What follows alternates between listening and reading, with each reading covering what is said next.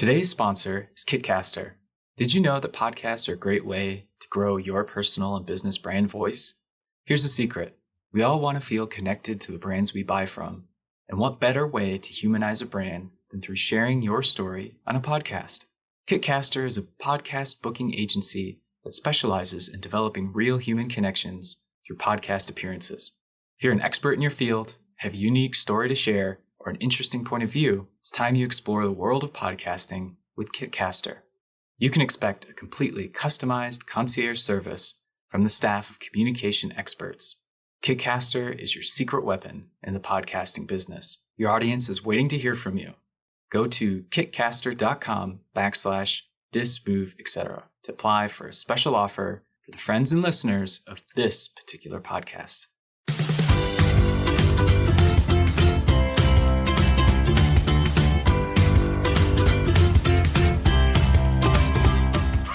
Hello and welcome to Disability Movement, Etcetera, a podcast that probably doesn't take itself as seriously as we should. I am Dr. Andrew Colombo-Dougovito. And I am John Loeppky with no acronym after my name. Oh, BA with distinction. On today's episode, John and I are going to be talking about quite a few things. We're going to be talking about yet another Olympic, Paralympic issue that's been going on. We're going to talk about activity levels among disabled people. And then we're also going to talk about some accessibility and quote unquote empowerment of the World Cup going on in Qatar. John, you did our interview this week. What'd you talk about? I did. So I spoke with Rachel Voss, who is a former Parasport athlete. She works with tabletop miniatures, works in adaptive and recreation generally. And so we had a chat about how tabletop can be part of the disability movement, about how Rachel's experience in sport informed her ability to create these spaces within games like D&D, and how recreation doesn't just have to mean bouncing a basketball or slamming a wheelchair rugby chair into another person. It can also be things like tabletop gaming. That's awesome. Cool. I'm looking forward to hearing it. Let's get into it. It's been a week, huh? So I don't know if you saw this story or not, but I caught it on the Disability Scoop. Came out of Colorado Springs. Paralympic swimmer Parker Egbert reportedly was assaulted and raped by a teammate for over a year. He's a Paralympic swimmer and apparently now is claiming that the Paralympic Committee was complicit and negligent in allowing it to happen. This certainly is not the first scandal to come out of an Olympic or Paralympic committee. And it's tough. I mean, Egbert, from what the article says, is 19. He's autistic, has some other developmental delays, apparently also an intellectual disability, and he competed in 2020 at Tokyo in the Paralympic Games. It's a really hard story to read through, but I think it really highlights, for me, a lot of the issues with the organizational structures of sport. And I mean, the sad thing is again, this is one of many, but it seems that because it's even a Paralympic sport, that it doesn't get the same recognition as some of the allegations that have come from Olympic athletes in recent years. I know you competed in and around Paralympics. What are your thoughts on that? Yeah, as I always say, I got to do a bunch of cool shit, but never anything important. Well, for one, I will say that I think the level of engagement that a sport gets depends on the sport. Because if I'm going to give credit to, maybe not in the terms of this story, but if I'm going to give credit to swimming media, which is a sentence that doesn't often pop into my head, swimming is one of the Paralympic sports that does get mainstream coverage within the industry mags, within swimming, that goes beyond, like, look at this disabled person swimming. Part of that, swimming generally, but certainly Paralympic swimming has a history of scandal, quite often around classification, and that they're not unique from the discussions had in wheelchair basketball or the classification scandals of boosting in some of the winter sports. Or like there's Parasport has enough scandal to go around already. I think you're right that it does call into question, and according to this article, Safe Sport, which is the organization that the USOPC created or liaisoned with to create Safe Sport, what's name is what's on the tin. So yeah, it just furthers this conversation about what does Safe Sport actually look like in a parasport environment, because there's certainly been, and this doesn't necessarily connect to the alleged behavior described in this article, there has certainly been a period within a number of these Paralympic sports where the training regimes and the approach of coaches and team staff has been very, like, just straight up borrowed from the able-bodied version of the sport without thinking very much in some cases, except when smacked in the face with it, about the effects on disabled body minds. I know there's research projects asking about Parasport. There's certainly coverage of this every once in a while, but yeah, it's horrifying when it comes out, and it just shows how much further we have to go to understand these things. I mean, I'd be curious on your thoughts. I always think when something comes out like this and there is less coverage of it, it reminds me that a lot of times disabled folks are seen as like when things like this happen, the sort of disabled person as benevolent angel trope starts showing up, and that really hampers the critique that gets leveled at these things, because just like people are uncomfortable talking about disability, they're also often uncomfortable critiquing disabled people when they are deserving of critique and further, really. Yeah. What stands out for me in reading through this, and it can be quite triggering. So if you would all have experience with assault or trauma, in particular of a sexual nature, you can fast forward this part. We'll try not to talk too much. We'll leave times in the podcast description for you to skip forward. Show notes. There you go. Yeah. What stands out for me, is Egbert. He's autistic, which we know. I don't know exactly what his particular characteristics might be, but we know that sometimes autistic folks can struggle with social interactions to know what is, typical or acceptable, or know how to navigate times when there might be abuse or self-advocate, because particularly in the US, so much education is focused on compliance and getting autistic kids to follow directions no matter what, and sort of negates their personal autonomy when we talk about that.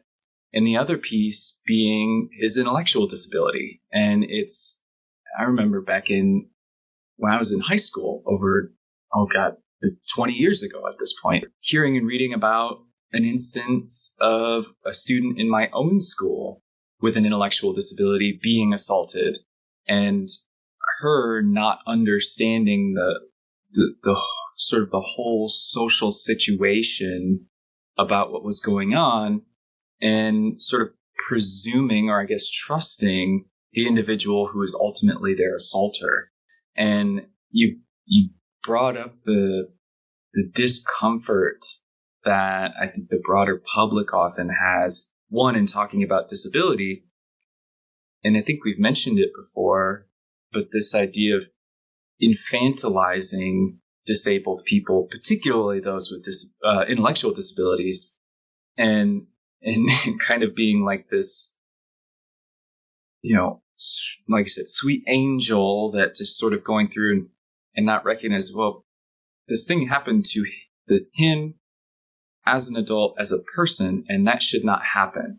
And as I read through the article piece, again, one of the things that stands out, and I think is it's something that sport really needs to deal with, is that I'm not going to name the person who did the assaulting because I don't want to give that person any more space than they probably already have. But in the article, they list that person as being sort of an elite person on the team, and how much of how often we excuse poor behavior by quote unquote elite athletes because we care more for winning and records and medals than anything else. So their bad behavior becomes excusable. Well, and you mentioned you mentioned some of the things that we generally associate with an autistic experience, and I'm not saying you were doing this at all as my co-host, but I think oftentimes one of the challenges is that those things that are murky between that line of stereotype and good and important contextual information for an interaction suddenly get weaponized as victim blaming. Well, how could he do this? He's also disabled, and maybe the person just didn't, pick up X, Y, and Z, or, we're constantly weaponized with our own experience. I always think of, this is a long way away from assault, but I always think of that. I forget who posted it. It was getting posted around when folks were more worried about Twitter dying a couple of weeks ago, where people were like, post your favorite disability tweet. And it was one that said, it was somebody had left a note on a car, and it was just like, don't worry about parking in a disabled spot. It's, they don't go out after 5. Which, by the way, originally was a plot. I mean, not originally, but was a plot line on Seinfeld. They want Kramer saying they want us to park there. That's the way they feel included. Right. Yeah. Which hits the neoliberal notion of access directly on the head. Thank you, Seinfeld. Mm-hmm. Yep. Yeah. But, these things get incredibly weaponized throughout society, and I my hope is that there's that there's a resolution. I mean, we saw how messy this gets in the public eye as recently as a few weeks ago with stuff with the Boston Bruins, where we have an athlete signed who, to my knowledge, is still signed, by the way. He's just not reporting to anywhere while they figure out what to do, sort of thing. And how, it took a massive uproar for that hockey team to back away. And if I'm being pessimistic, they backed away for PR reasons rather than humanity reasons. And this is all, part of the same sort of level of devaluing of disabled lives and disabled experiences, really. I mean, I can't think of really any professional season of any sport, disabled or non, that there isn't some athlete that has some kind of scandal around this. Right? And I know there's football, American football tends to be a major stake, because it's obviously the most sport of choice for most folks, at least in the US.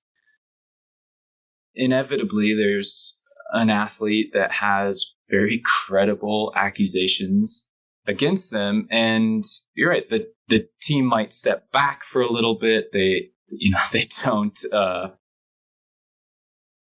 do a lot of marketing stuff. Maybe they sort of do a passive aggressive kind of statement that is condemns it, but not really condemns it. And then ultimately, because of this is the way the media cycles go, that ultimately we forget about it and move on to the next thing. And nothing really ever gets addressed. And it's a weird thing. I don't know if it's not exclusive to sport, but in sport, because it holds a certain place in society where athletes gain celebrity for their accomplishments, and they should be celebrated, right? I mean, athletic achievement is sort of, in my view, a celebration of the possibility of human function. Yet, when somebody does something so horrific, we're like, yeah, but look at this record. Look how far they can throw a football. Look how fast they can run. Look at all these records. And we often use their sports celebrity and excuse these other behaviors. And it's really sad because sport is so powerful. Like, I mean, I contrast this article from Disability Scoop with one I found in The Guardian of a Afghani Paralympian who says in this article, like, sport saved him. It gave him an opportunity to, one, show his worth, even though people have worth regardless of sport accomplishment. But he was able to find a community, particularly because, if I'm remembering correctly, he was a refugee. He was forced to leave Afghanistan. And so obviously moving to a new space, moving to a new country, a new culture, he was able to find a place of refuge in sport. And I don't know for sure, but from my own experiences, and maybe you've experienced this too, John, when you find sport, you find people who may become lifetime friends, and you find, or you learn things about yourself by challenging yourself. And then when something like this happens, I can only imagine that for Egbert, that swimming will never be the same for him. Like, if he ever swims again, and like, he's 19, he has a whole life to live, and he was already a Paralympian, he already competed. And I can't imagine the turmoil that's going through, knowing that sport has that staying power, yet we too often excuse those who have built up capital within sport for bad behaviors. I think one of the traps that we fall into quite often in parasport, I say we as if I still compete. I don't. But I think one of the things that those circles can sometimes fall into, especially in North America, is because it's such a sanctuary for people. I think sometimes it's in a way that I'm not going to say it isn't for non-disabled sport. I mean, how many stories do we hear of underprivileged and marginalized kids using sport as a gateway to success in that has parallels with a disabled or crip experience? I think what we sometimes fall down with, I mean, I've spoken on the podcast before about my critique of the fact that, a lot of these movements are led by non-disabled people. But my other critique here is sort of that it's really hard to critique something that saved your life. We see this often in discussions about Canadian healthcare.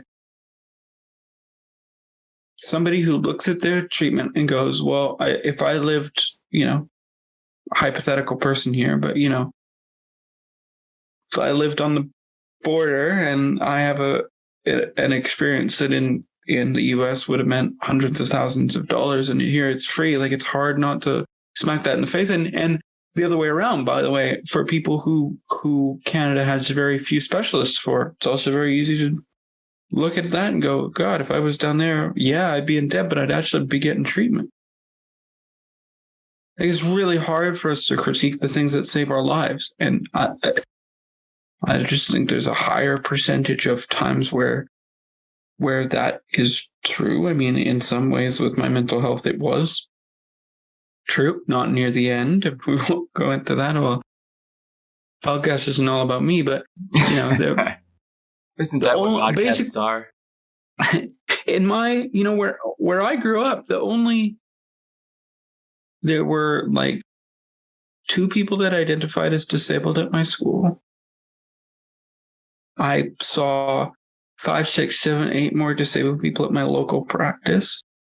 The only time I was really surrounded by disabled people was, and again, it often wasn't the coaching staff, but was at these sporting events where you go into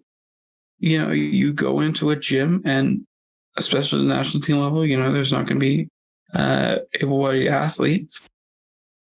And it really, changed my conceptions of what disability was and is. And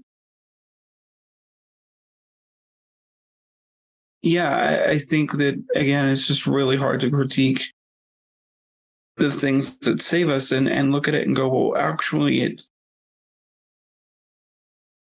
we struggle to talk about particularly the exit of athletes, the retirement of athletes, not just at the high level, but when you just decide to step away. Like when you've been playing it at a high level and then recreational high level, and then, I'm going to have kids or my job just doesn't give me the time to do this. It's rare to hear of people going out on their own terms, really, at the elite level of parasport, similar to able-bodied sport. And there are things that exist. Canada has a program called Game Plan that I think has, I've interviewed folks about it. And I don't have experience with it because it was just coming in as I was exiting. I don't think, I think that any program has holes. I think that's true of that program as well. And the number of people who fall through the cracks of that exit, which, I have hundreds of we're probably reaching 100 at least stories of that I can just think of. And yeah, we struggle to see the barriers. I think a number of parasports are doing a much better job of going to other countries and supporting sporting development without it falling into that sort of like missionary framework. Of like, we go there and we are Parasport evangelists, and we will show up and we will drag these people out of poverty. There's a bit more understanding now of like, right, let's start at the baseline. Like we can hold a basketball camp, but what are the material conditions of the folks that we are supporting? And what does that mean?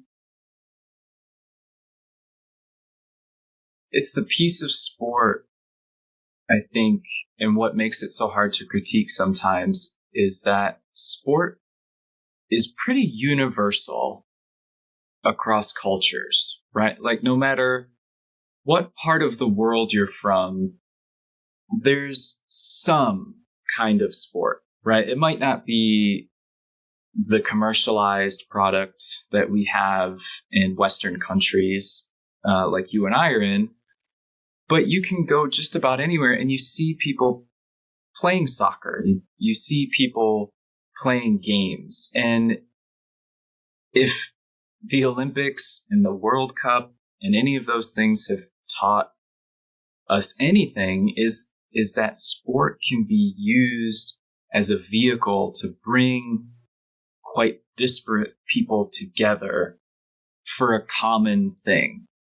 And also not to be a giant pessimist, but also as a force for violent nationalism. Oh, of course, yeah. And we're gonna talk about some sport washing a little bit later for sure. I think in terms of the idea of retirement or leaving sport, or when something happens in a sport like has happened to the gentleman in the story, it cuts to the core for so many of us, I think, because sport becomes part of our identity, right? We're no longer for many of us, we're no longer a person who runs, or we're no longer a person who just plays a sport. We're a runner, or we're a Paralympian, or we take on these identities. And you're right. For most of us, we don't step away voluntarily from those things. It's usually something happens. In my case, it was an injury. I played rugby up until I couldn't play rugby anymore because I tore the LCL in my left knee. And I mean, that wasn't the only injury I ever had, but that was sort of the final draw where it's like I had to make a real decision of, I would love to continue playing the sport, but there's all these other things in my life that could be potentially impacted from pushing myself in a sport that isn't going to put food in my mouth, or, isn't going to do any of those things. And it's hard. It was a struggle for a few years to come to terms with that. And maybe this is a nice segue into the next thing we were talking about, which is another piece from The Guardian that came out it's about 5 months old at this point. So, but it's, I think, still pretty relevant in the fact that apparently activity levels among disabled people have failed to return to pre-COVID levels. I've got a lot of thoughts on this, but I'd love to hear what you're thinking, John. Yeah, I mean, I think when you showed me this when we were prepping for the podcast, my initial reaction was, no shit. I mean, I think there's a lack of recreational opportunities for disabled people anyway. I think sometimes parasport, maybe a little less true in the US just because you've got more folks. But here, in a lot of ways, there's sort of our conception of recreation for disabled folks tends to be in the public consciousness Paralympic sport, when really that's like 1% really of what recreation can be, which is something I get into in the interview with Rachel. The thing is, there's sort of a distinct lack of understanding of why that is.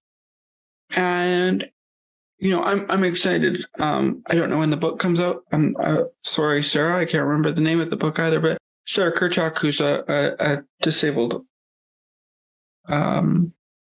author and journalist, is coming out with a book about disability and fitness. Their previous book was about a memoir, sort of rooted book about autism.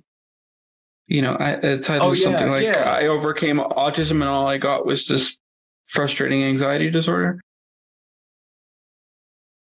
I think we struggle to talk about recreation outside of the para and/or Special Olympics model. And I'm hesitant to do this because the model is so broken, really. But when we think about something that was used in Canada called the Long-Term Athlete Development Plan, right? This idea that, you have with titles like, train for fun, train to compete, train to train. I've always struggled as a society. The last thing in that Canadian model is active for life. We struggle a lot of times to maintain those recreational opportunities. And within a certain sector of the disabled population, and you can certainly speak to this more because it's your research area. Haha, lucky you. I get to dump it off on you. There is this for folks who, I always call it the mushy middle, they're not people who play parasport at a level where you've got free gym memberships or you've got somewhere to go or something, but just rare to walk into somewhere and see, you might see one little hand cycle machine drilled into a table that's 20 years old that you got to figure out how to get, you probably know the person that last touched it. Oh yeah. That constant self-advocacy and adaptation. And it's sort of spoiler alert a little bit, but in the interview, Rachel and I talked about chair maintenance and how we sometimes fail to teach disabled kids about, especially wheelchair users, about chair maintenance because of a myriad of factors. The same is true of teaching people how to use gym equipment safely and safely for their body, just not just safely for what the little sticker says.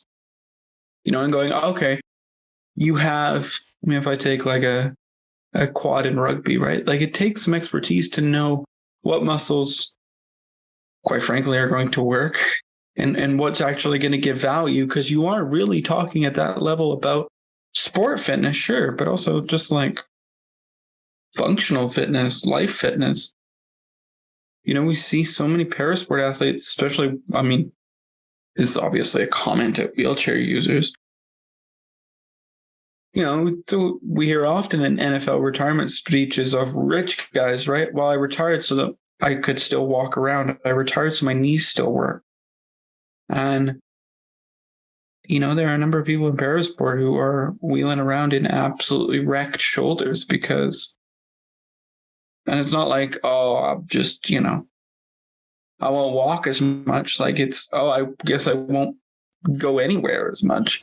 Right.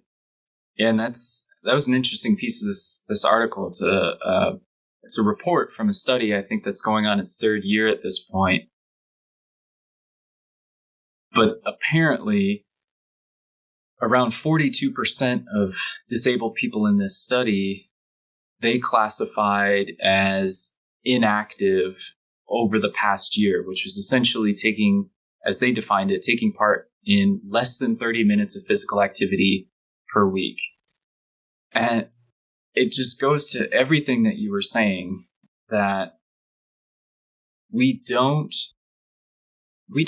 teach people how to be active. We teach people how to play sports. And at a certain point in all of our lives, no matter who you are, that sport is going to end. Like you can't participate, especially in like contact organized sports. You can't participate in those things. I'm in my mid-30s, and I can tell you that if I was still playing, I still have injuries from playing rugby that are sore every single day.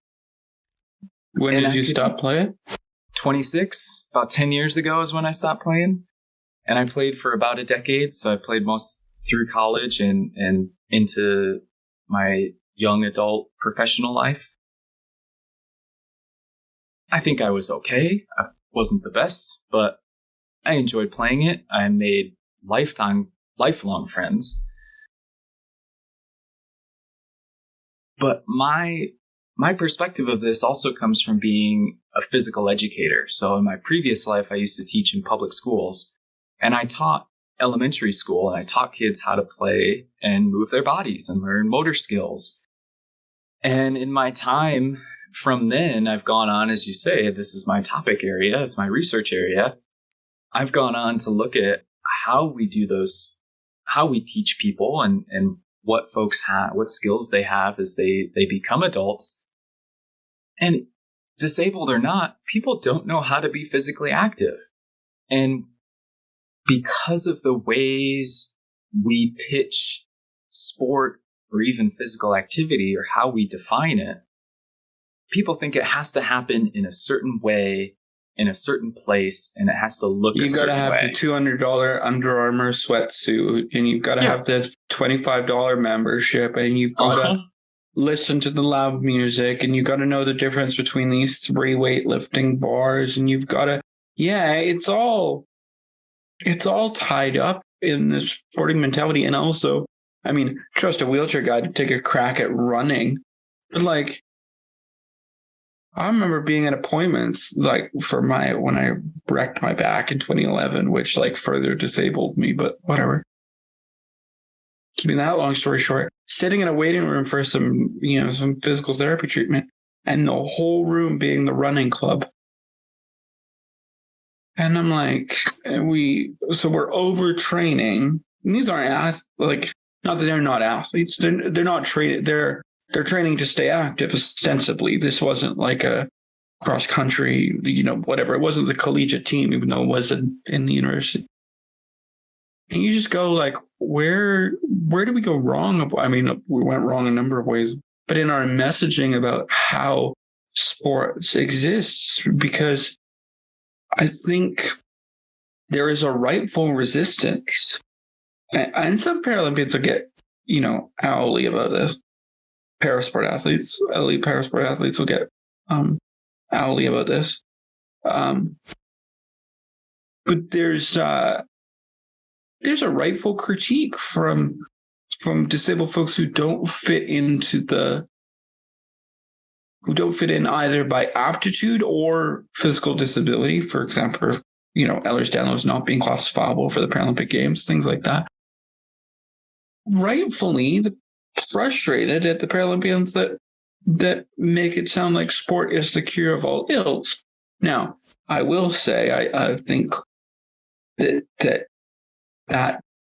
segment of disability community doesn't often hear out the full story from the parasport athletes who are in the know, who know how to take a sport like bocce and bring it to folks who may be more accessible. Part of that is that parasport is so much smaller as a community that you often get this like, oh, you started playing and you immediately start thinking about the national team, even if it's like never going to be a thing for you. I think that's a challenge. But just the activity levels of disabled folks and how that shifts. I am horrendously inactive. I'm a little better in the summer when I can go outside and do some stuff, but I'm what's horrendously the inactive right now? It's minus 34 C. So like I have with wind. So like an outdoor run, it's not brisk, it's spastic, it's not going to do anything for me.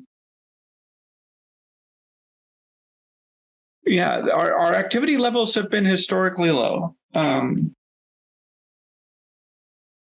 I know this article focuses on disabled folks, but I would also venture to guess that probably beyond the people who, during the pandemic spent exorbitant amounts of money on personal home fitness things that now are trying to resell them all on Craigslist and whatever, that like most people's physical activity levels are down. And at least in America, we don't make it easy to be physically active. We engineer our urban environments around cars. Like, you can't walk a block or wheel a block in most places without running into some barrier. We have to drive a mile to the gym to do a workout and wear uncomfortable clothes and listen to music that's far too loud and get on equipment that is sticky and sweaty from the last person who used it. And nobody likes, maybe there's some people who like that, but most of us don't like that. But yet we've defined physical activity to be that and not moving one's body. Like, you look at kids and kids just move because they like moving, and you put on music and kids start to dance. It looks goofy, but they don't care because they want to move their body and they just like doing it. And at some point, it reminds me a lot of Sir Ken Richardson's TED Talk, where he talks about how we essentially beat creativity out of kids. Ken Robinson? Yeah, Ken Robinson, that's it.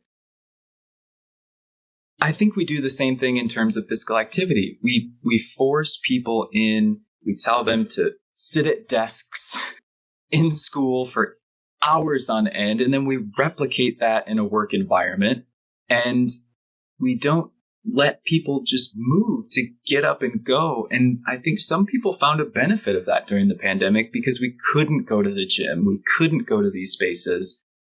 And so we started venturing out into our own neighborhoods and started doing activity that, like cost being one of the major things cited in this article, it doesn't cost anything, really. I mean, you pay it in your taxes, but it doesn't really cost anything to use or go to the park in your local neighborhood. And I get there's access issues, right? There's not enough parks.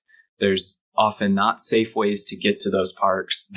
The parks themselves are not well kept because the city doesn't pay for enough sanitation or custodial workers to keep them clean, all the way down the list. But like, if you have a bike, you can go out and ride your bike. Of course, again, caveat that you have a safe place to ride your bike and you feel comfortable, but you don't have to don the spandex and have the $20,000 carbon road bike to do physical activity. Well, I do wonder, and you would know better than me, because again, you research this and I do not. I get to be the old man that yells at cloud. But I wonder how much of this barrier, and of course, this is, you and I are talking about as two people who are engaged in these sport conversations. So, like, please, listener, don't take this as me, like, painting with it's a pretty broad brush, but not like painting with a whole mop or something like some of those artists do. Maybe that's how I'll change it. Physical activity has been so tied in the public consciousness in the last 10 years to the cure narrative that, like, if you just get up, we're seeing it with COVID, right? Like, the whole point of conditions like ME, CFS, and POTS, like, you should not be prescribing physical activity, just like you shouldn't be prescribing physical activity for COVID and long COVID patients. But we're sitting here, and then there's a resistance. If you've been told by a bunch of non-disabled know-nothings to do yoga, what's your first reaction going to be to something like somatics that may actually support you because breath work, physical work within accessible boundaries if you've got the right practitioner? But of course you're going to be fucking resistant because every connection that you have, if you're a non-athlete focused person, a non-sport focused person, is that fucker just wants me to have less brain damage. Or that asshole thinks that if I eat enough broccoli and wheel around a track 4 times, it's going to be some magical cure is going to happen. I'm going to start walking because, it's the total corrective it is model. that cure narrative. And then you just end up with people who are, what I find difficult is when you want to say to somebody, and again, this is medical model, this is purely biased as a parasport athlete. Do not take this as gospel advice. But like, there are times where I want to find a way, or there have been ways, it happens less now, but there have been times where you want to say to that person, like, hey, if you know them well, and like it's a crip to crip conversation and all the caveats, but sometimes you want to say, hey, like, I noticed that transfer was easier for you. That's fucking cool. But then part of me is always like, oh, I don't want to come across as a cure narrative asshole. When really I'm just saying, like, it's kind of the thing of like, you don't notice how much bigger your well, I don't have kids, but you don't notice how much bigger your whatever relative is until you're in context with somebody who hasn't seen them in 2 years and they go, holy shit, right? It's like, and part of this is the rehab model so focusing on the end goal instead of the small functional goals. But yeah. As somebody with depression, there's nothing that makes me more angry when I may be in a low spot for somebody to just be like, go for a run. It's like, well, fuck you. Yeah, of course I would go for a run, but I feel bad right now, so I'm not going to. But again, as somebody who, and both of us are speaking as people who've had success in sport, I of course see the benefit in sport, and I of course recognize how much better I do feel when I'm able to go and do physical activity. But I also recognize the privileges I've had in those spaces, that I've had success, and I'm able-bodied enough that, at least visually, at first sight, people wouldn't assume certain aspects about my physical ability or not. And when we have, particularly talking his experience of a physical educator, so many people have bad physical education experiences, and they happen at such an early age that it tells people physical activity isn't for me. I was doing a study a couple of years ago, and one of the people I was interviewing had this just tremendous quote. They said, "It took me until I was in my 30s to actually enjoy physical activity again." And it's like this whole idea of, yes, physical activity is important. Yes, it's a part of our general nature. But we've constructed a society that has told the vast majority of us that we're not good enough to do it. And when you layer on disability on top of that, it's laughable how bad the accessibility needs really are. And I think that ties us into our last topic for the day, which is the accessibility and quote unquote empowerment of the FIFA World Cup, particularly in Qatar. And this is an article I found in Euronews, and I feel it was written by the Emir himself because it talks about all the things that Qatar and other places around are doing really, really well. And that, to me, runs counter to like every other piece of information coming out, particularly around the World Cup, about how poorly people are being treated when they are not of the privileged classes in these particular countries. And it really highlights what we were talking about earlier with this sport washing and how authoritarian regimes or governments with really, really bad human rights records, regardless of the type of person they are. And even though we don't read a lot about how disabled folks are marginalized in these communities, we know they are at an exorbitant rate because there's also disabled queer folks in these countries, and there are disabled women in these countries, and we know women and queer folks are experiencing marginalization and oppression. And sport, and this is not the first time we're not mentioning sport washing for the first time ever. It's something that's been going on forever.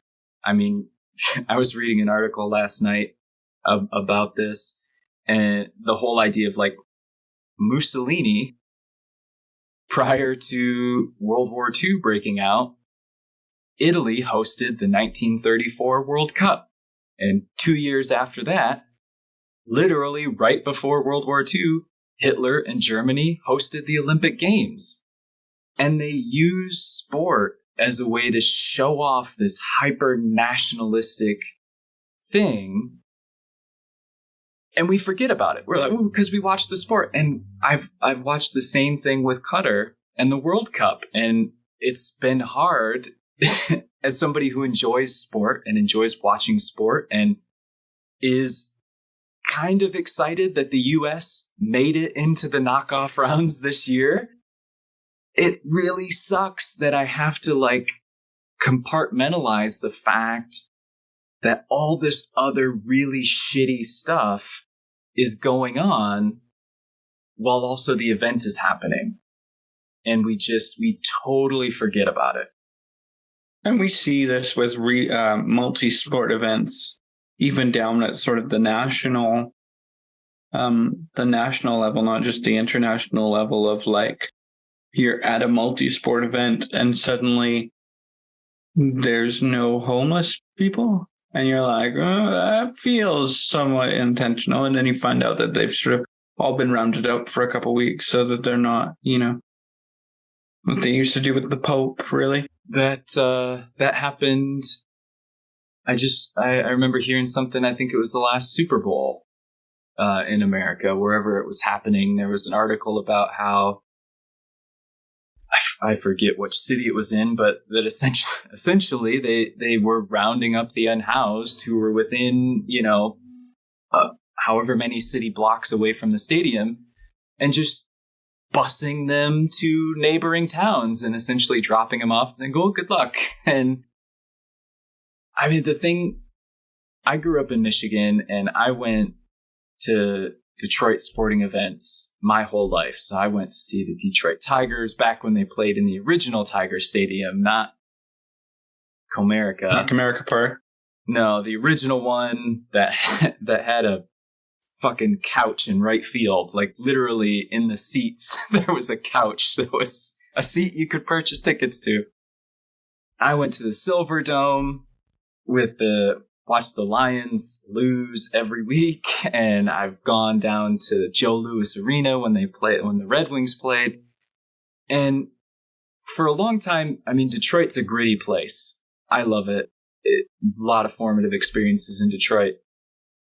But now, that they've moved to these sort of newer, nicer stadiums, and they've put them in certain places in the city, is you just see how landscaped everything is and how curated everything is around the stadiums. But yet, if you walk just a couple of blocks too far, you're like, oh, yeah. Here's Detroit. Our professional sports team is in the lowest income neighborhood. There are more than one professional sports team, if there are any Saskatchewan listeners, but our main one is the Riders, the football team. We also have professional lacrosse and a professional basketball team, but football is making my point here, so we'll stick with it.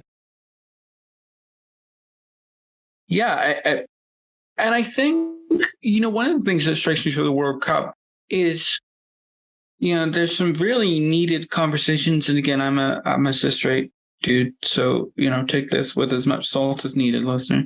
But, a lot of these conversations about like, we don't need performative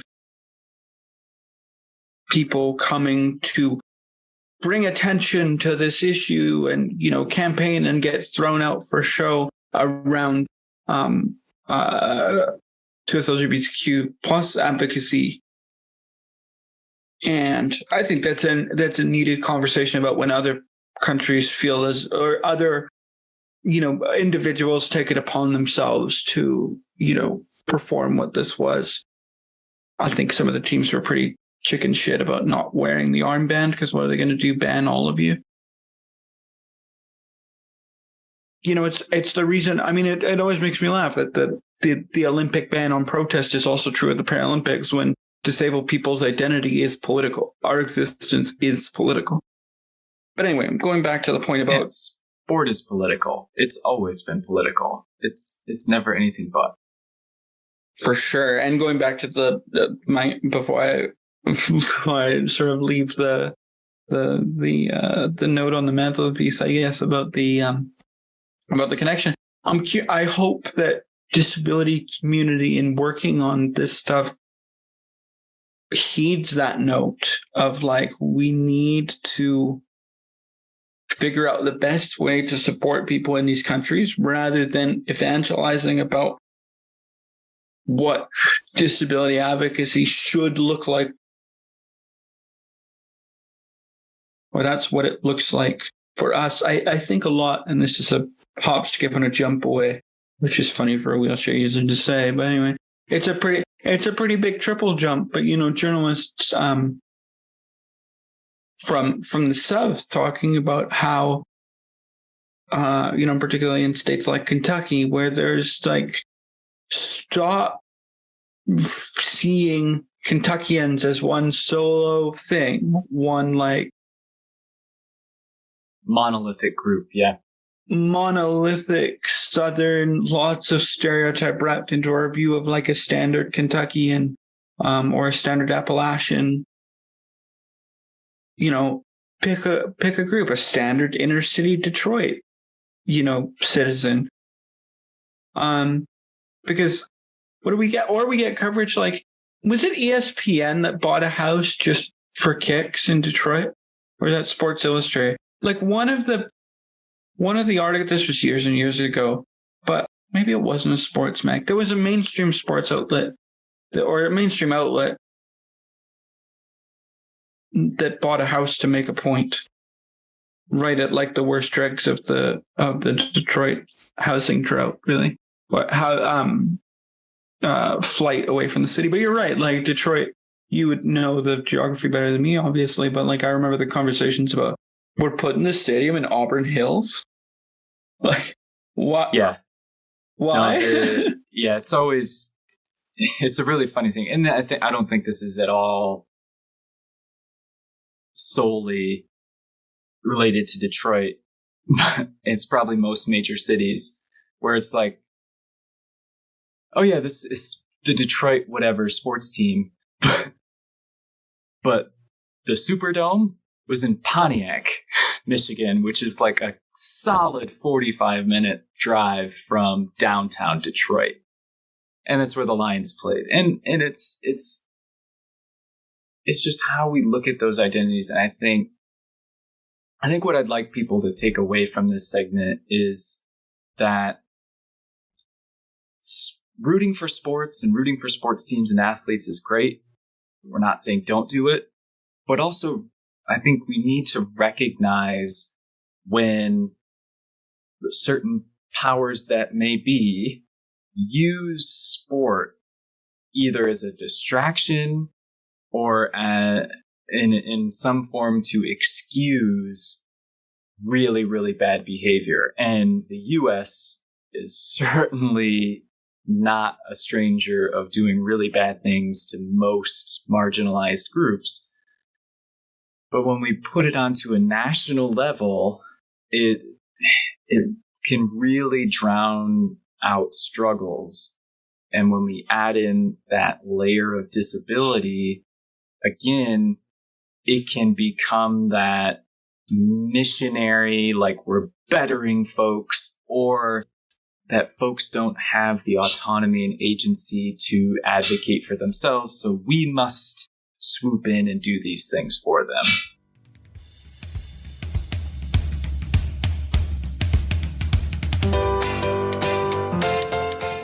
Welcome back to Disability Movement, Etcetera.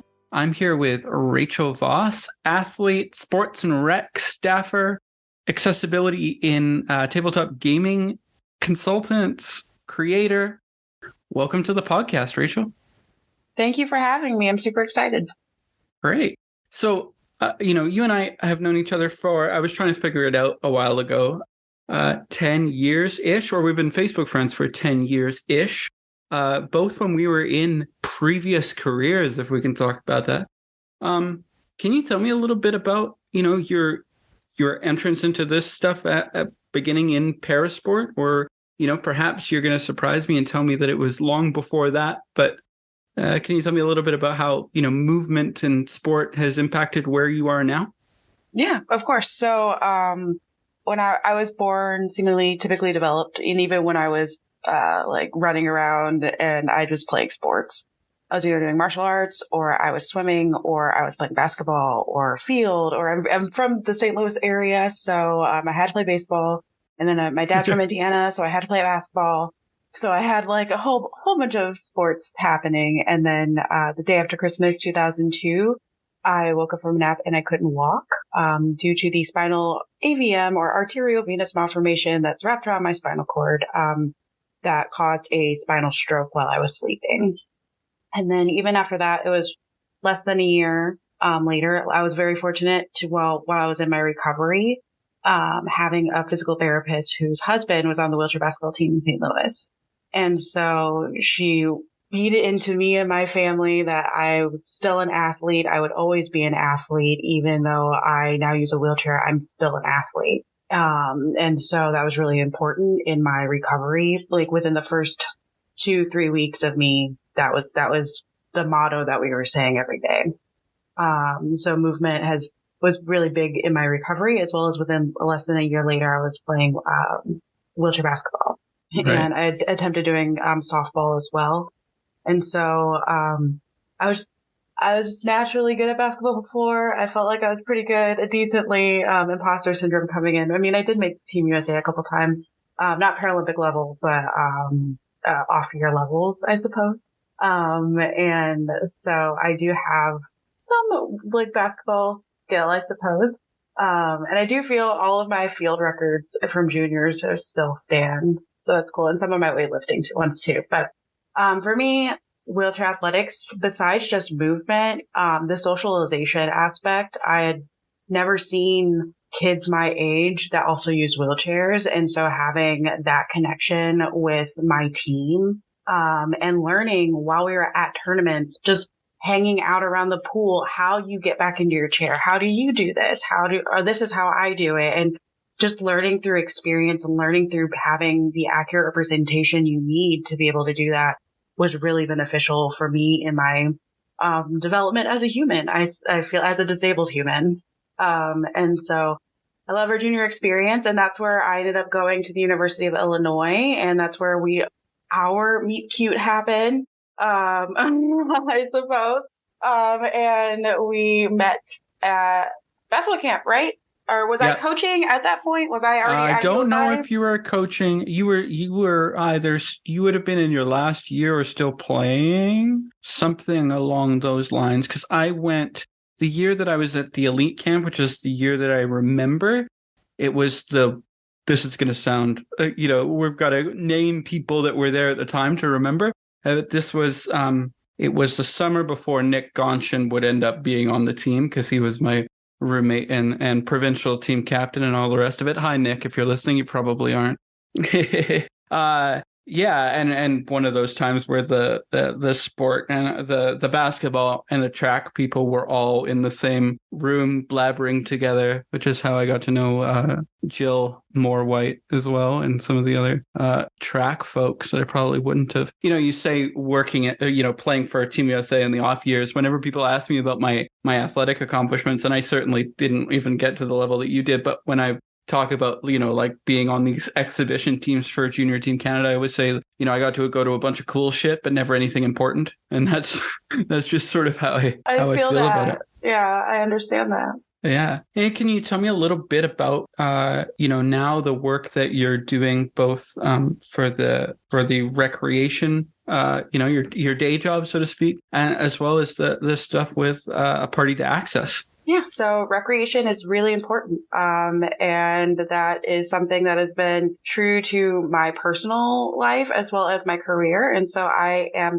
currently the marketing manager for the Champaign Park District here in Central Illinois. We are the award-winning. We are named one of the top 20 park districts in the United States this year. And so we've been working really hard to make sure that Champaign is an inclusive, accepting and fun environment for our community. And so providing recreational opportunities for everyone is really important for us and important for me. And so I've been in the recreation field for pretty much over 15 years because I've always been able to get a job at a camp at some special recreation or therapeutic recreation agency. So that's always, I was like, you know what? I need a job. I'll just go find them because they'll hire me. I know they're going to hire me because it's kind of their job to do that. That's what inclusion looks like. That's what inclusion looks like. I know I'm not going to be judged because I use a wheelchair in getting a job at a therapeutic recreation agency. And so that's my day job is I provide fun for a living. And then for my side passion project, my preferred form of recreation, is not actually sports. I'm a super nerd and my preferred form of recreation is actually tabletop gaming. And I love, Dungeons and Dragons and Cortex and all these different role-playing games. And about 2 years ago, there was a designer who was like, you know what? I want to see a wheelchair user in Dungeons and Dragons. And so, Sarah Thompson designed a wheelchair mechanic and it got so much backlash and so much ableism towards the idea that this fantasy world would have wheelchair users and they couldn't be fighters. And I mean, I guess they can be magic users, but they wouldn't be able to get into the fight really. They'd have to stay on the edge and they'd be a burden to their crew, and all that stuff happened. And so Strata Miniatures, which is a company, it's like a gaming company that makes miniatures clearly for the tabletop games. They saw the ableism and they're like, you know what, we want to support Sarah Thompson. And so they made a line of miniatures.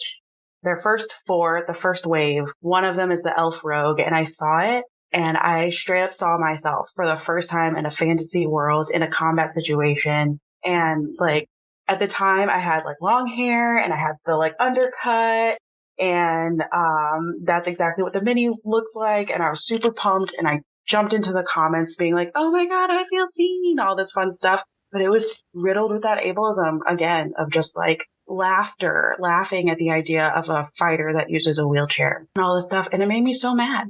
And so I was just thinking about, instead of just being mad, I needed to think about a solution, how to solve this problem.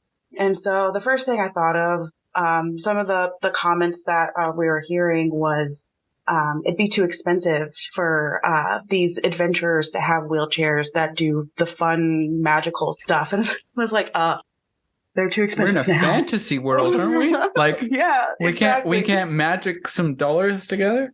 Yeah, we can't just like, like that, like, be part of the environment, like that everyone gets what they need to be able to adventure. But no, that's not the way that the Dungeons and Dragons adventuring parties have been so far. And so we're seeing this ableism, and you're like, you know what? One of the things I do to reduce the costs IRL for my stuff is to be able to do my own chair maintenance. To be able to do that, I need a toolkit, and like toolkits are really good in like role playing games. And if you're proficient in certain toolkits, you can do different things.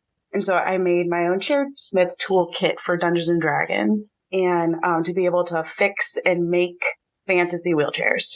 And I posted that in a random group. It was my first homebrew, and it's definitely a first homebrew. But but it caught the attention of my friend Wes. And that was the first time we met.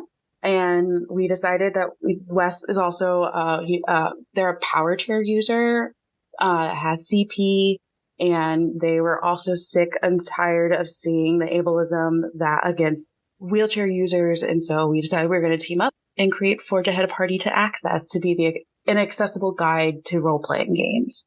And right now we're currently diving into a big world that we've been designing for the last year, and just really trying to design the story as well as the mechanics and everything within the game with accessibility first. And to mash all of my worlds, my big baby for the first of our 4 books that we're planning is Access Ball, which is the accessible sport that I have, fantasy sport, because I do love sports, and I would love to be able to bring sports into this like fantasy world. Because if you think about like how a fantasy arena could be, like I always think of like Blitzball, right? Like if we could, or like Final Fantasy X Blitzball, how could if that could happen? If we could breathe underwater for 5 minutes straight, like we can do something fantasy wise. So I'm super pumped about Access Ball and getting that published and going.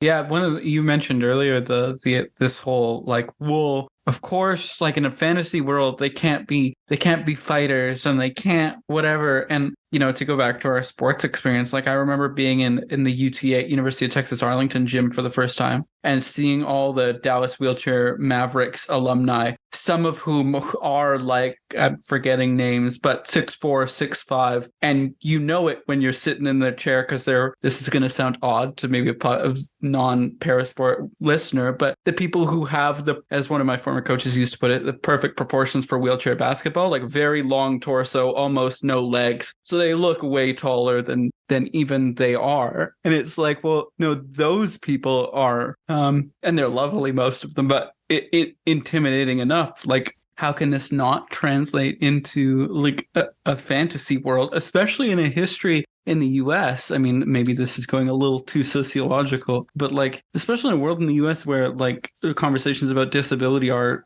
so, I'm not going to say dominated, but there is like a significant like military conversation, like conflict conversation to be had about like why these sports were created in the first goddamn place. Absolutely. I mean, Dr. Tim Nugent started playing wheelchair basketball here in Champaign because he wanted his friends to be able to play after World War II, where he noticed that they didn't have access to recreation and to be able to have fun. And so he made a whole program, and that's why I'm here. That's why I know you. Like, it's because of that act of understanding that people with disabilities can do stuff, and they can be active, and they can be fighters if they want to, and they can be spellcasters or whatever they want in fantasy, as long as they have the things they need. Did I ever tell you my one, well, not my only, but my one main experience with tabletop games? No. I don't think I ever did. So when I not to make this podcast about me, I promise, but when I hadn't moved to Canada yet. So how old was I? Like 8? I was in the UK, and this was in the boom of Games Workshop and like the first post 2000s boom of Warhammer. And I went to the Games Workshop, and I don't know if I didn't have the self-advocacy skills to like ask to sit down, but it was one of these things where come for 9 hours and learn the game.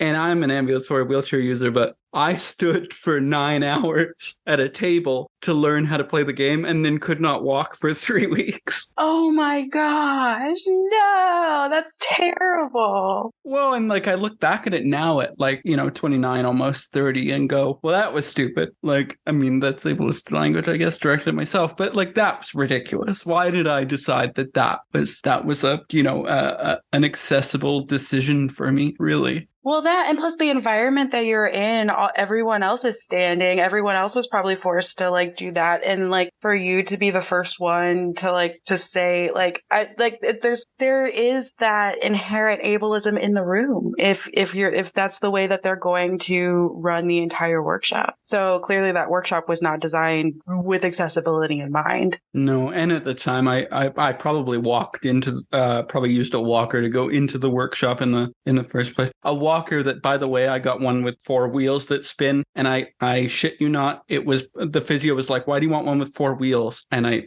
embarrassed to admit this publicly, but I'll say it anyway. It was because I wanted to dance with people at school dances. No, don't be embarrassed with that. That's awesome. Yeah, I think it would. The way I phrased it to my physio is probably a little bit more cringe than that. I'm probably self-editing myself. But, you mentioned about the ableist environment of these things. Like, how do you feel we disrupt those sort of like first interactions with these games? Well, it's the same with the wheelchair basketball movement, right? We needed allies, we needed advocates, we need people in those positions who are able to make those opportunities happen.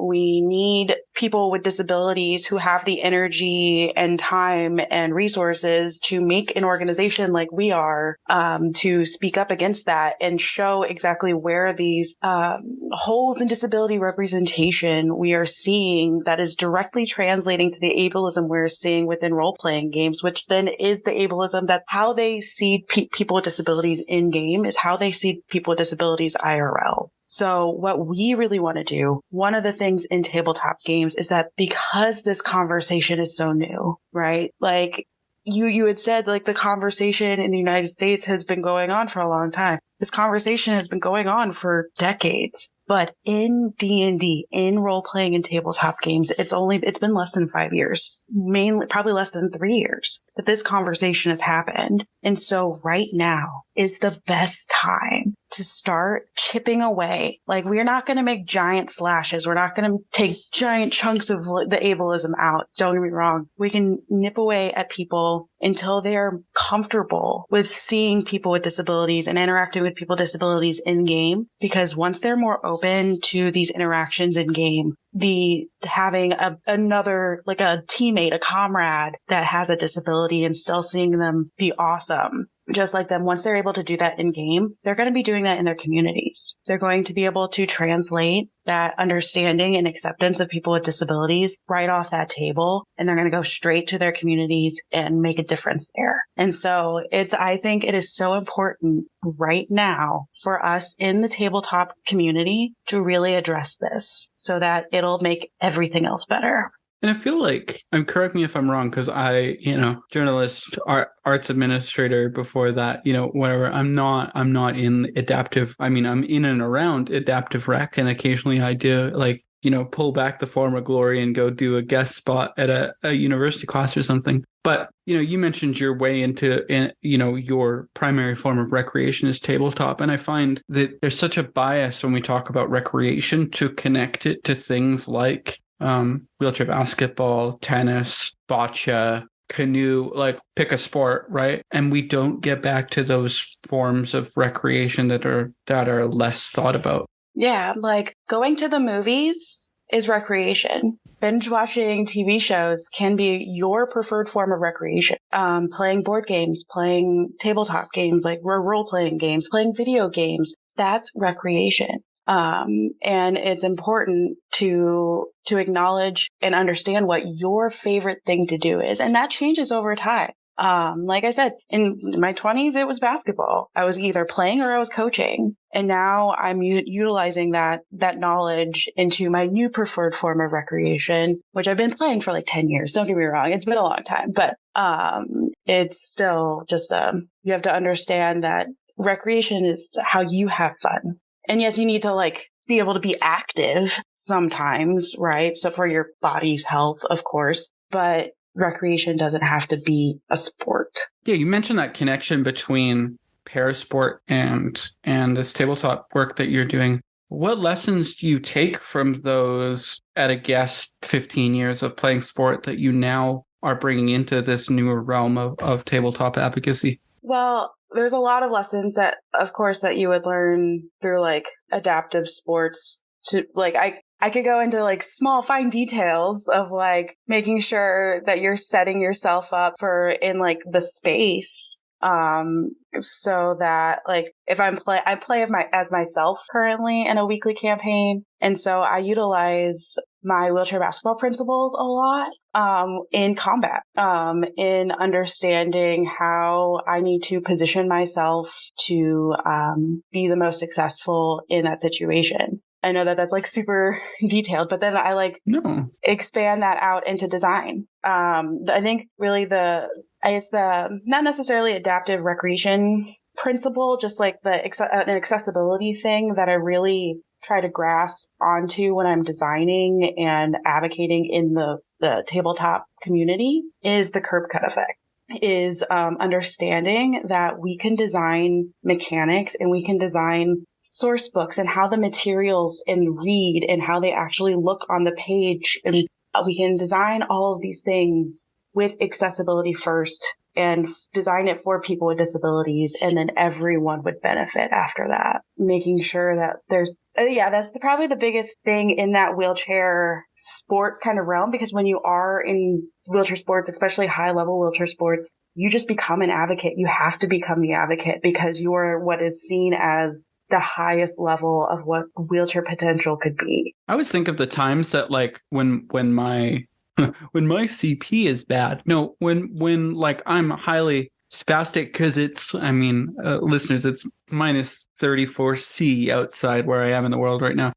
And as an ambulatory wheelchair user, I always link it back to, and sometimes I'll text them, but, text former rugby teammates and be like, hey, thanks for teaching me to transfer. Cause I did not learn that in wheelchair basketball. Cause at the time I didn't ever really need it in the same way that some folks who aren't ambulatory or aren't ambulatory in the same way that I am. I guess the thing that comes to mind is sort of I guess during a campaign, if you're getting attacked and you get flipped out of your chair, I guess you got to figure out how to get back into it.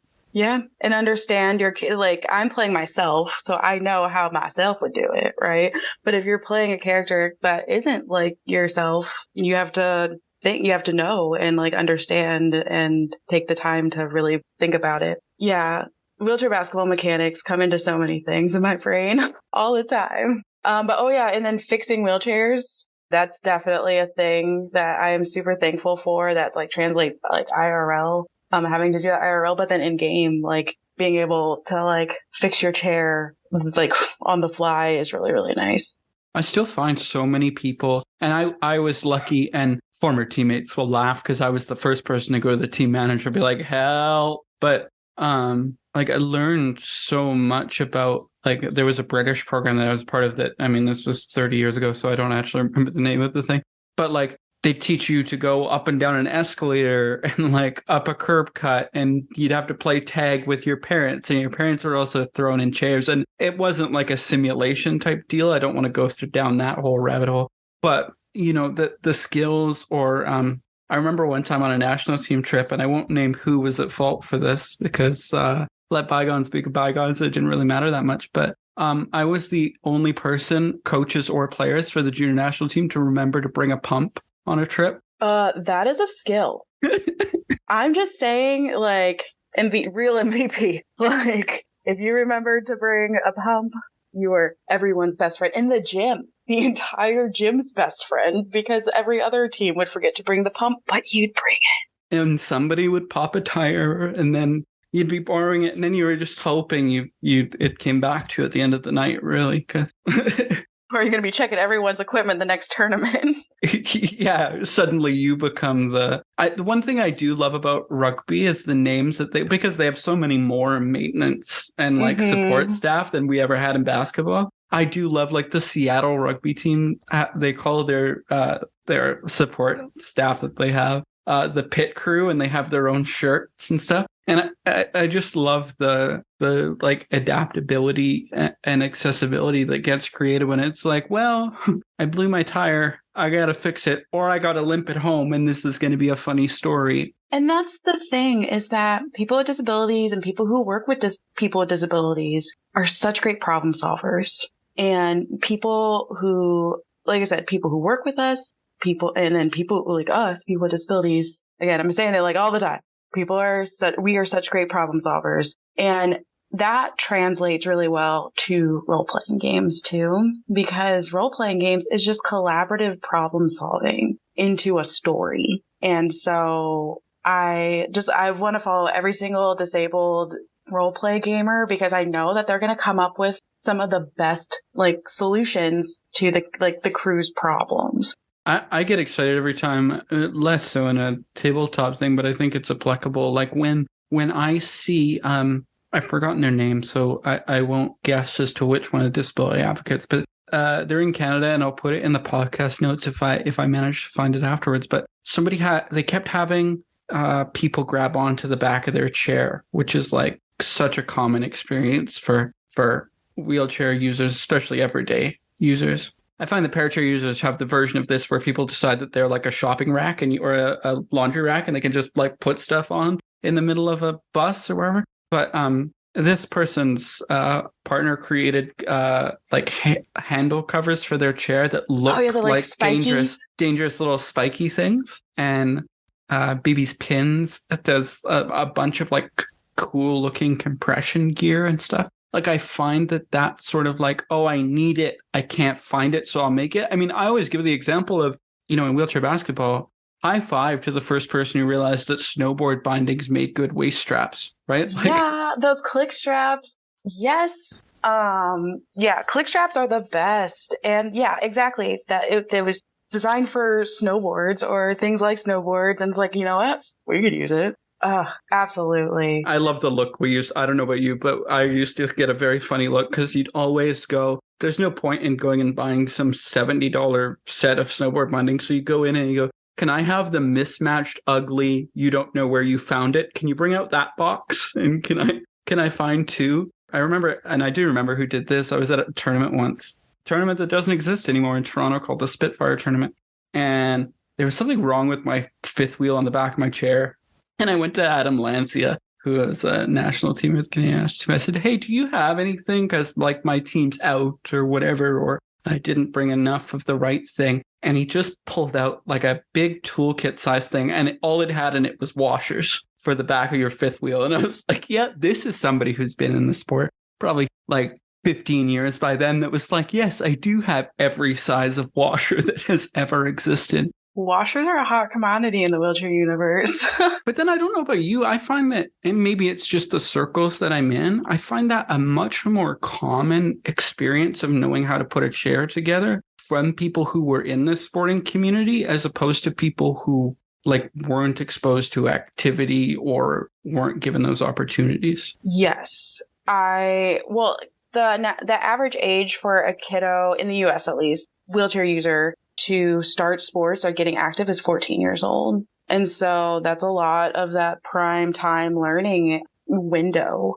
And so either they're set in their sediment in their ways or their family is. And so understanding that they haven't had that active recreation for the first 14 years is difficult to transition out of. So it takes some time. And then people either rely on their insurance company or they hire out to do their chair because they don't know and they don't want to hurt it or mess up the warranty or whatever on it. But this is at least a manual wheelchair. I wouldn't even want to touch a power wheelchair.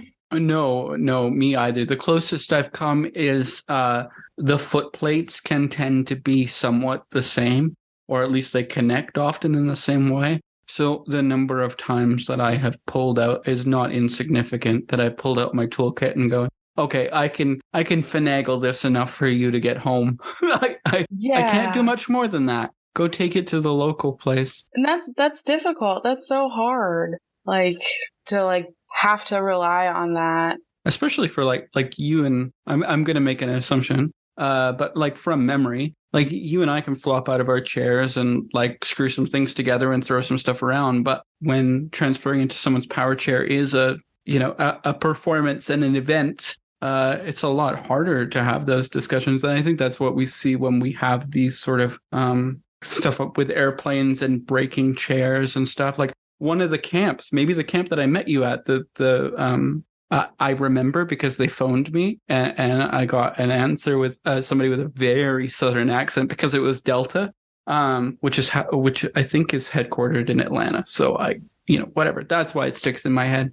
But like I showed up, they lost my bag, my chair was broken. So I played the first camp at this big thing where I'm supposed to seem important or good at my job in like jeans and like the most ratty travel t-shirt ever. And my chair is bent so badly that I'm going in circles. I remember this. Oh my goodness. And I don't know if it was Bushy or somebody else, Matt, was like, right, we have a hammer back here somewhere. Let's get it so you can wheel straight. And it's like, okay.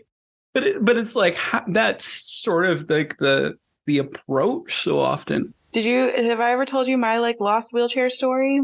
If you have, I've forgotten it.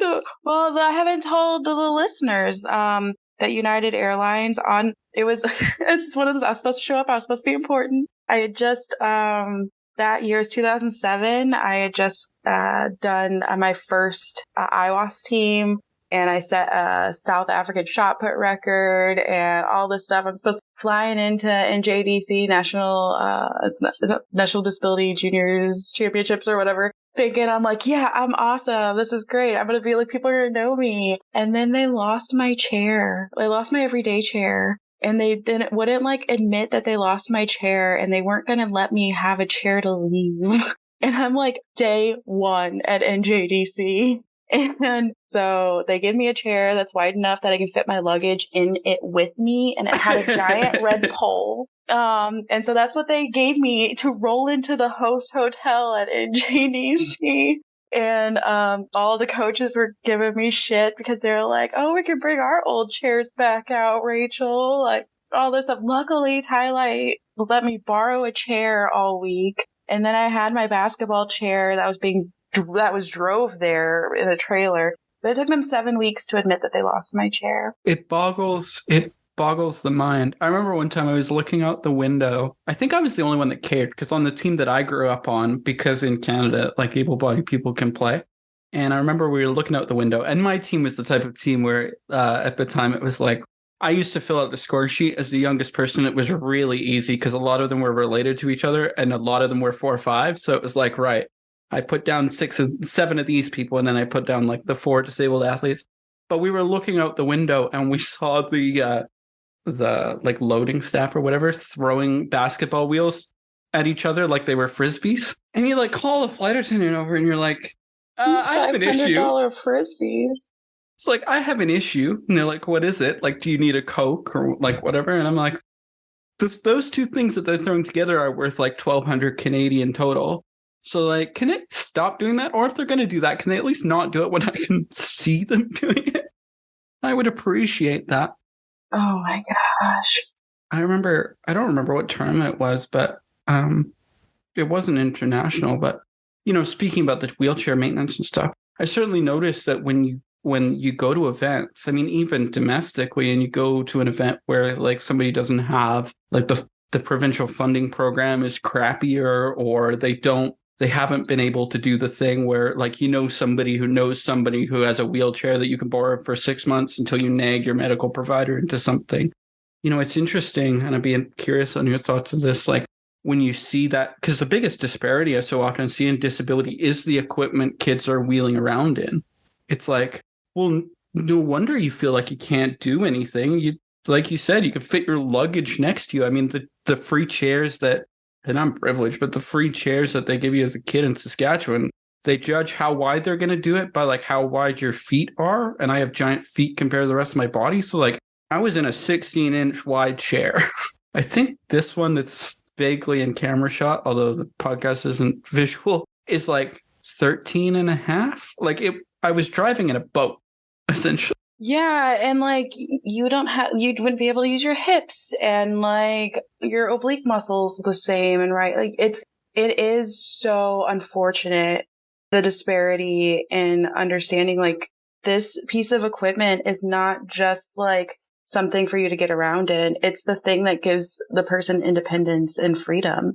And not knowing how to properly fit a chair is so bad. Like even so, this, speaking of my chair getting lost, I'd never really been a part of the measuring process, right? Until a month ago, I had never done it as an adult or myself, like got myself a chair, and I am 32 years old. And so like I, of course, was a part of the process when I was a kid, like when I was 12 years old and I got my first one. And then when I got another one when I was 18, of course, I was part of the process. I was there, but I had professionals telling me what I needed. And both things were wrong. It was not the things that I needed. Like the first time they gave me 4 inches of dump. Your face was great. So dump, if for people who don't know, dump is how much the back part of your, like where your butt sits, how much lower it is compared to your knees. And that the more dump you have, it's generally the lower abdominal function you have, the less core function you have. You need more dump so that you be more stable in your seat. And this is my new chair. I got 1.5 inches of dump. So that's like huge difference. And so, but and when you've got way too much dump, you also put like way too much strain on your arms because they're always up here. They're always like at your ears, trying to get, and then getting up curbs is like, well, I'm elbowing myself in the head essentially. And the higher your knees, that means the more weight is on your bottom and more likely you could get pressure sores or just mess up your butt. Which is a big bad thing. So I was just going off of what he told me. And even when I got my first chair, it was just like, oh, you should get this because you're going to be active and blah, blah, blah. And it's like, but then it was super heavy. And so it wasn't until now, after being an athlete for over a decade, I finally know what kind of chair I need for my body and how I'm hoping that me knowing once I actually get the final product, it'll actually be the thing that I think would work the best for my body. But we're not going to 100% know until I get my chair. So it is. Yeah, it's anxiety inducing, isn't it? But I'm like, finally, after decades of this, my 20-year anniversary is happening at the end of this month. Do you do that thing where you get yourself like a happy cripple cake? Because I do know people that will send their friends like happy cripple day. I don't get a cake. I maybe want a cake this year. But I did have one of my ex's grandmas saw a shirt that said, "I woke up like this," and thought, "Oh, Rachel woke up disabled. I should buy her one." That's amazing. I wore it. I wore it on my anniversary. Amazing. We have a rivalry here in Saskatchewan we have a rivalry with every football team because it's our one professional sport, except lacrosse. Don't get mad at me if there are any Saskatchewan lacrosse listeners. I don't know why there would be, but maybe if you're here in the weeds somewhere. And anyway, the Saskatchewan Rough Riders, the ones next door, the Winnipeg Blue Bombers. And I remember one time I was in a mall, and pure crip humor here, but it was at a kiosk and they had all these shirts, and one of them said, and it was for like a baby, it was like a toddler onesie, and it said, "I can't walk and I still hate the Bombers." And me being me, I said, "Do you have that in an adult size?" That's awesome. I kind of want to go cricket you that shirt right now. I think, and this, I was once told by, as I've gotten older, I think I'm more experienced or whatever, I think my relationship to how I talk about walking has changed. Because when I was in parasport, like nobody batted an eye if I was like, "I can't walk." There was no class one that was like, "No, you actually can." But as I like broadened out who I'm around, and more people who use power chairs or aren't ambulatory in the same way as I am, I sort of like I shrink away from that thing. The thing about the chairs, and like even if you do your best, I find like even if you have the best setup in the world of people trying to figure out what chair you should be in, at least for everydays in my experience, they always get fucked up. Like the first chair is always terrible.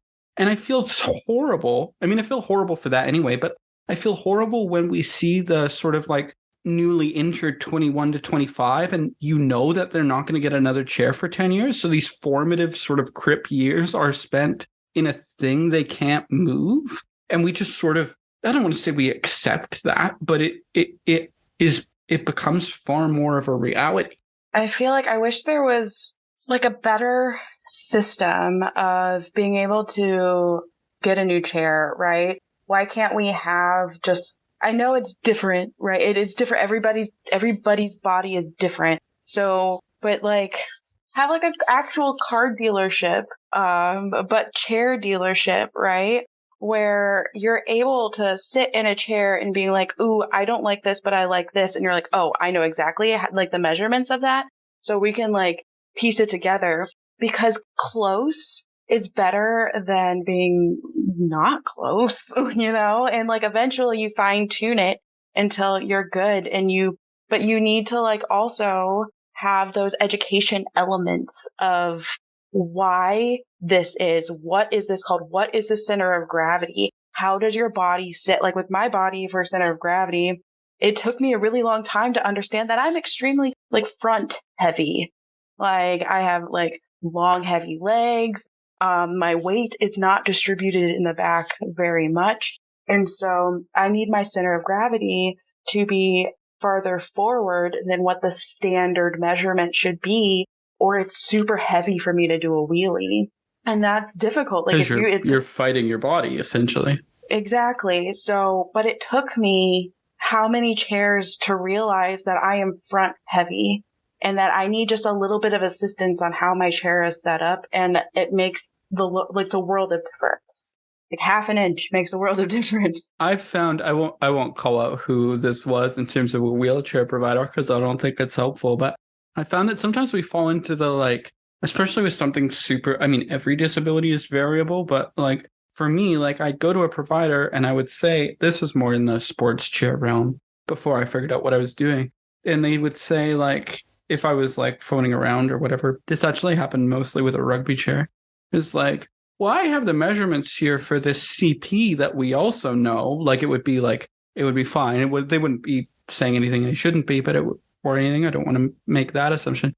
But it was like, okay, but that person that we're talking about is the most, using medical model terminology here, but like the most functional CP I know within like my classification, if we were going to put it in basketball term. And like that like disconnect of like, well, we have this person over here, or you're a class one, this person is a class one, a class one, and this other person is a class one. Well, there's at least one person that I know of who is a walking class 1. So like what use does that give us? And I think you're exactly right with the dealership analogy, because like once I got smart about how to like get a chair that fit, it was like I think I probably tried like 30 people's chairs before I like chose the basketball chair. So I was like, oh, I went and talked to like the class 1s and 1.5s, like, should I have a little bit of dump? It's not like I can shoot the basketball anyway, so I don't really care about the height. You know, how low should I be?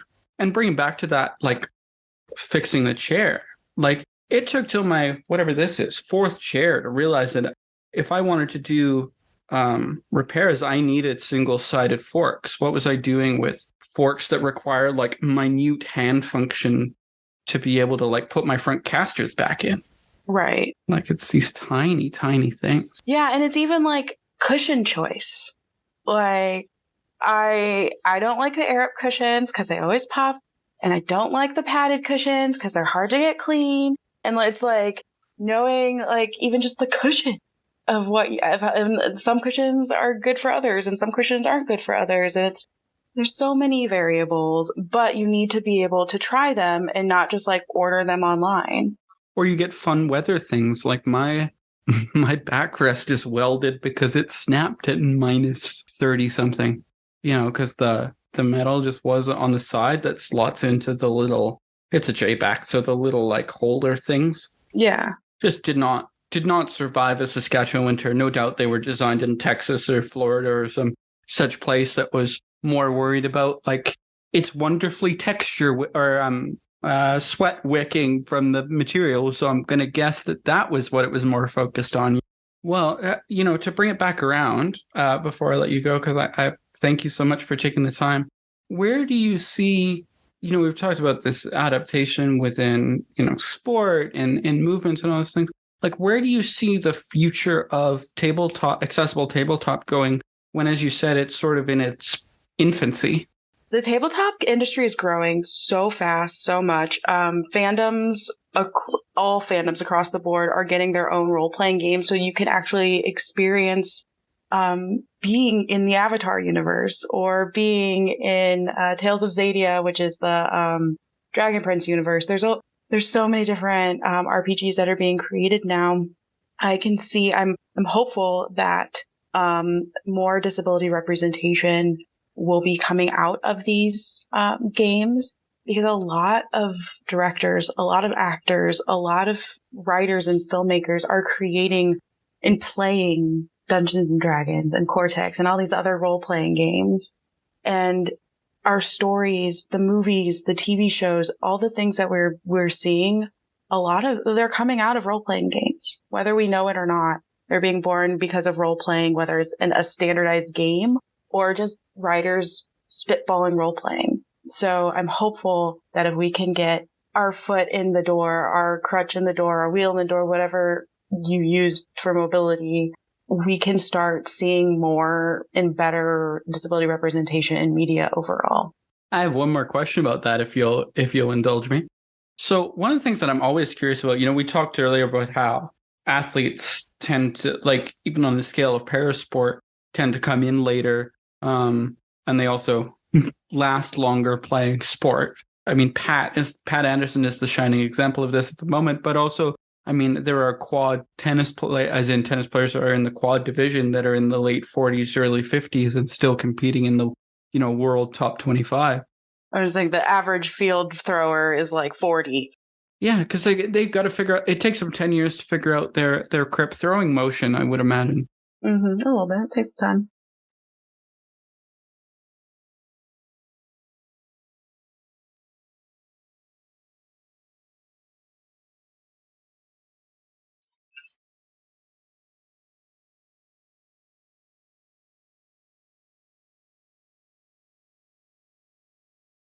The top two.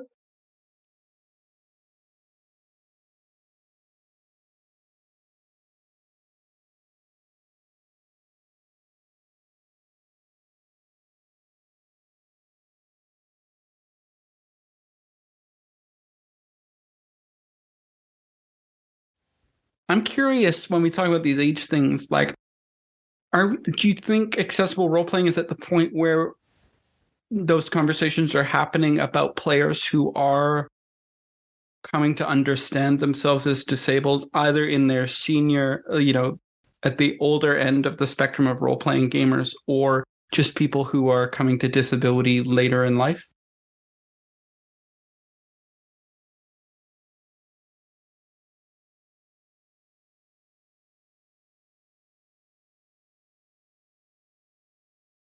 We talked earlier about, the age that athletes come into the sport, parasport, the average age being, 14. In some sports, it's really not rare to meet like even a collegiate wheelchair basketball player who picked up a ball for the first time at 20 because they got injured at 19. Are those conversations happening in role playing as people are either coming to disability later in life, or as older gamers are realizing that they are shifting into that age bracket where disability is more of a conversation? I think so. This is really hard, like a tricky question for me to like formulate an answer for. This is true. I do feel that game therapy is growing. A lot of the time, I have a friend, Isaac, he works with us at the Forge. He is a rec play care specialist in a hospital and uses tabletop in role playing with kiddos that are newly disabled so that they can role play as these awesome, badass characters with disabilities before they even leave the hospital. And so they're seeing themselves as the heroes in their own story before they get out into the world. So they're leaving with this confidence that they wouldn't have had without experiencing it first. And so that is amazing. And I think that happens regardless of whatever age you are.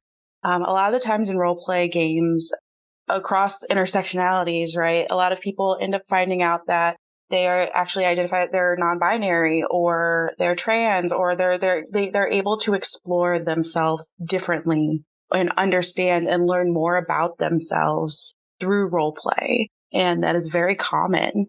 And I think that would also assist people whether they are newly injured, have always had a disability, whatever the case, to be able to explore a little bit more about themselves, and it would help. I have one last question before we wrap up, if that's okay.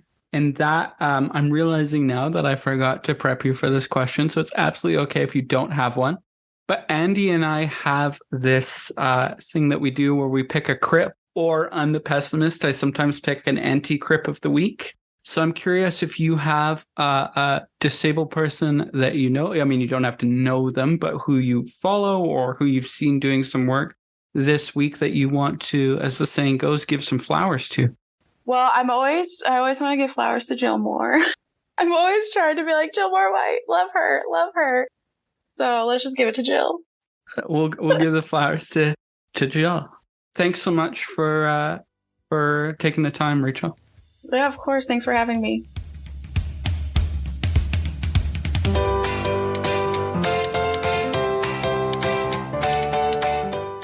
Well, John, do you want to get into Crip of the Week?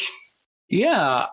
This week, just in some of the work that I do both inside and outside of journalism, I've been reading a lot and rereading. This is not my first time reading, but reading a lot of Mia Mingus's work on intimate access, and also this concept that she brings forward a lot in the name of her blog and some of the other work of leaving evidence. And I've just been thinking a lot about, as Twitter implodes, as we have conversations about the histories of these things, as we lose leaders in things like the Olmsted case, as we do things like that, really important for me to think about, like, who do I feel I have that intimate level of access with?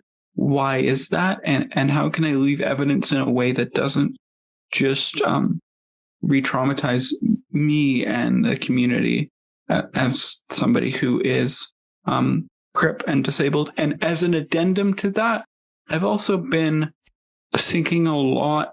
This is partially as I finish up the endless MFA, but writing about disability justice principles and looking at the tenets of disability justice from Sins Invalid and questioning for myself where, and not from a judgmental place, but just so I guess the secondary crips of the week would be the folks at Sins Invalid for spiking this or highlighting this in my brain.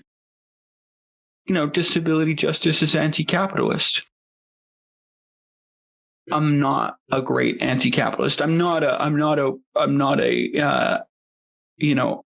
full capitalist. I wouldn't argue. But unpacking what that means for me as a business owner, as a freelance journalist, and how those tenets actually exist for me, because there are parts in this MFA script that certainly talk about money and business and what that means for collective disability movement.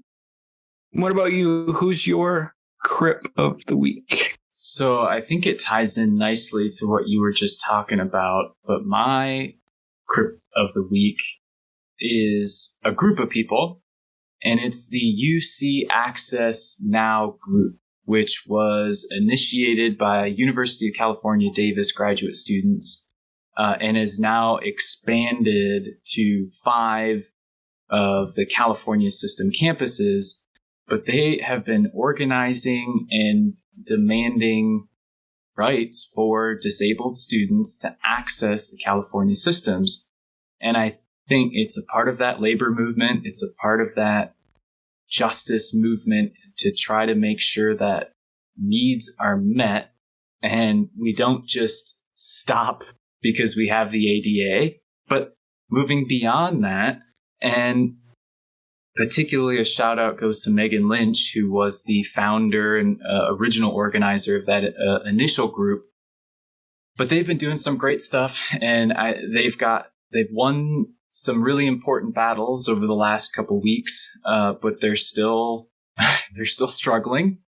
And I think they really need some amplification and support from people outside of California and outside of the UC system, because I think what they're doing is eventually going to, well, it should, but hopefully it will spread like wildfire, even though I shouldn't use that to talk about California at the moment. But hopefully it spreads across the United States, right? And that we actually start looking at how inaccessible particularly college campuses are, but how the broader idea of knowledge dissemination and education can really be, despite sort of housing these inclusive and democratic kind of ideas of what knowledge should be. It's still very, very much gatekept. So UC Access Now, love what they're doing. Keep it up. They're my crip of the week.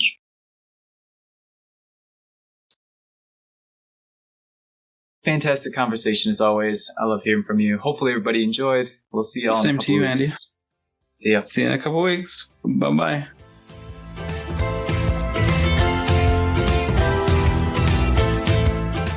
Disability Movement, Etcetera is a Blank Owl production. You can find out more about what we're doing, including past episodes, show notes, and transcripts at blankowl.com. This show was produced by John and I. Audio recording, editing, and mixing was done by me. The music for this episode was composed by Adrian Blust. If you'd like to support our efforts, head over to support.blankowl.com. Early supporters will have access to full-length interviews with show guests and opportunities to buy show merch before anybody else. You can also support the show by